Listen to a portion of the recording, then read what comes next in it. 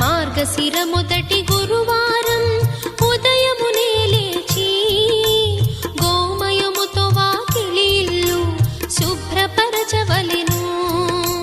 లక్ష్మీదేవి పాదముల కల ముగ్గు పెట్టవలయు.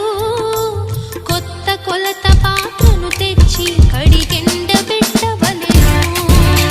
దానిని వివిధ రకాలైన బొమ్మలు ముగ్గులతో అలంకరించి అందముగా తయారు చేయవలే.